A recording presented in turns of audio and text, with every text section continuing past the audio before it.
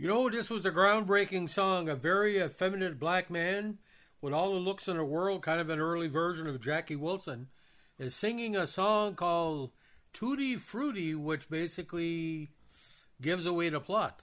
So today we're going to talk about one of the most important rock and roll songs of all time. It's having its 70th anniversary this month, Tutti Frutti. Written by Little Richard and Dorothy LaBoisserie, recorded in 1955, which was Richard's first major hit. With his energetic refrain, often transcribed as a wop bop a loop bop, loop-bop or lop bam boom, a verbal rendition of a drum pattern that Little Richard had imagined. It is a hard-driving song and wild lyrics. It became not only the model for many future Little Richard songs, but also for rock and roll itself. The song introduced several of rock music's most characteristic musical features, including its loud volume, powerful vocal style, and distinctive beat in rhythm. At 2:23,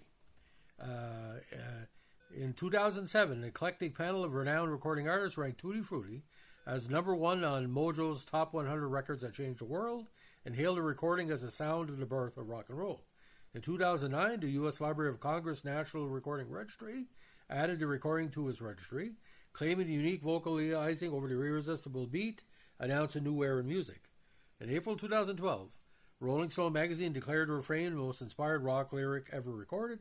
It was inducted in the Grammy Hall of Fame in 1998. Although Little Richard Penniman had recorded for RCA and Peacock Records since 1951, his records had been relatively undistinguished and did not result in the commercial success for which the producers hoped. In February 1955, he sent the demo tape to Specialty Records, which was heard by specialty owner Art Roop. Roop heard promise in the tapes and arranged a recording session for Little Richard as Cosimo Matassa's J&M studio in New Orleans in September 1955, with Robert Bumps Blackwell as producer, and get this, Fats Domino's backing band playing on it. The band included Lee Allen and Alvin Red Tyler on saxophones, Huey Smith on piano, Frank Fields on double bass, Justin Adams guitar, and Errol Palmer on drums. As the session wore on, Little Richard became frustrated that his anarchic performance style was not being fully captured on tape. During a lunch break, he started pounding piano and singing a ribald song that he wrote and composed and which we had been performing live for a few years. According to some accounts, he first wrote and performed the song while working as a janitor in a bus station. The song that he sang was a piece of music that he had polished in clubs across the South. Little Richard sang, "A wop bop a loop mop a good goddamn, tutti frutti, good booty."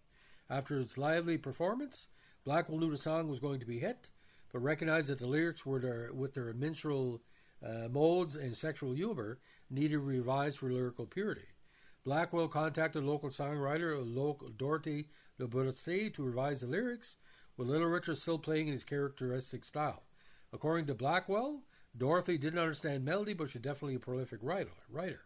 The original lyrics, in which Tutti Frutti verses contained descriptions of anal sex, were "Tutti Frutti, good booty. If it don't fit, don't force it. You can grease it, make it easy." These were replaced with "Tutti Frutti, ah Rudy." Tutti Frutti, ah Rudy. Ah Rudy was a slang expression meaning all right. According to Charles Connor, Little Richard's drummer, the original lyrics were "Tutti Frutti, good booty. If it's tight, it's all right. And if it's greasy, it makes it easy." In addition to Penniman and LaBoisserie, a third name, Lubin, is credited as a co-writer. Some sources consider this a pseudonym used by specialty label owner Art Roop to claim royalties on some of his label songs, but others refer to songwriter Joe Lubin. As a possible evidence that the sexual song theory was created later, songwriter LaBoisserie was quoted as saying, "Little Richard didn't write none of Tutti Frutti. I'll tell you exactly how I came to write that. I used to live on Galva Street, and my girlfriend and I liked to go down to the drugstore and buy ice cream.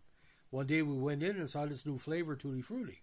Right away I thought, hey, that's a great idea for a song. So I kept it in the back of my mind until I got to the studio that day. I also wrote the flip side of Tutti Frutti, I'm Just a Lonely Guy, and A Spiritual Blessed Mother, all in the same day." However, Phil Walden, co-founder of Capricorn Records, said as a teenager he had seen Little Richard perform an off-color version of Tutti Frutti before the song was recorded. LaBoisserie was still receiving royalty checks on the average of $5,000 every 3 to 6 months from the song in the 1980s. So she had a percentage. Now, Blackwell said time constraints prevented the development of a new arrangement, so Little Richard recorded the revised song in 3 takes, with only 15 minutes. Within 15 minutes with the original piano part. The song was recorded on September 14, 1955. Released on Specialty 561, the record entered the Billboard Rhythm and Blues charts at the end of December 1955 and rose to number 2 early in February 1956. It also reached number 13 in the Billboard Pop chart.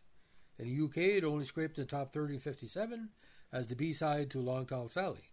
The song, with its 12-bar blues and chord progression, provided the foundation of Little Richard's career. It was seen as a very aggressive song that contained more features of African-American vernacular music than other past recording in the style. So how it worked with Little Richard, ladies and gentlemen, again, very effeminate performer. For sure he was gay. But the song itself, we're not really sure if it's dealing with one gender or two genders or all genders. Now, this song combined elements of boogie, gospel, and blues, and the song introduced several of rock and roll's most characteristic musical features, including his loud volume, his vocal style emphasizing power, and distinctive beat and rhythm. The beat has its roots in boogie-woogie, but Richard departed from his shuffle rhythm and introduced a new distinctive rock beat. He reinforced the new rock rhythm with a two-handed approach, playing patterns with his right hand, with the rhythm typically popping out in the piano's high register. The song's new rhythm became the basis for the standard rock beat, which was later consolidated by Chuck Berry. So, as we have it. Now, in 2007, again, a panel of renowned recording artists voted Tutti Frutti as number 1 on Mojo's Top 100 Records That Changed the World, hailing the recording as a sound of the birth of rock and roll. Now, on the certification, New Zealand went gold, 15,000 copies, and 200,000 in the United Kingdom. Now, Pat Boone did a version of this, which definitely toned down the song that Richard had put together. Boone's version made number 12 in the national pop chart, with Little Richard trailing by, reaching 21 in February 1956. Boone himself admitted he did not wish to do a cover of Tutti Frutti because it didn't make sense to him. However, the producer persuaded him into making a different version by claiming the record would generate attention and money, which it did. Now, Little Richard once admitted that though Boone took his music, he made it more popular due to his high status in the white music industry. Nevertheless, a Washington Post staff writer, Richard Harrington, quoted Richard in an article and said, "I felt it was pushed into a rhythm and blues corner to keep out of rockers' way because that's where the money is. When Tutti Frutti came out, they needed a rock star to block me out of white homes because it was hero to white kids. The white kids would have Pat Boone upon the dresser and me in the drawer because they liked my version better, but the families didn't want me because of the image I was projecting." Now, Elvis Presley did a version of this as well, which reached number 20 in the Billboard charts. The Beatles also did a version, but it wasn't released as a single. Basically, it was a part of the early Beatles and the later Beatles. And, of course, the Johnny Holiday version won number 8. Now, when Little Richard re-recorded the song for VJ, he did it again in 1976 for a KTEL companion titled Little Richard Live. Queen played the song live in her Magic Tour in 1986, and it also made its way in the 1987 animated movie The Brave Little Toaster, in a scene where the main characters clean the college while radio plays the song, played by John Lovitz. So this is probably Little Richard's, if not his best song, pretty well a tie. Because every time you hear it, you think about a time of music that would not have been created were it not for Little Richard. And the lyrics are kind of freaky, and that's what I'm going to say, but poor Little Richard, shut up. Anyway, ladies and gentlemen, if you like what you're doing here with our Behind the Tracks podcast on Little Richard, let us know with a like, comment, subscribe, or share.